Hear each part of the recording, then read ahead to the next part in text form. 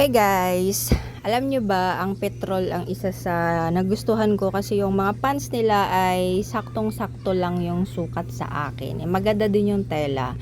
And from last year, September, ang waistline ko ay 33, naging 32, hanggang sa hindi na nagkasya, maluwag na. And naghalongkat ako, meron akong petrol pants before pa, size 30, and nagkasya siya sa akin. Pero recently lang talagang hindi na magkasya ang 30, kailangan ko na ng belt.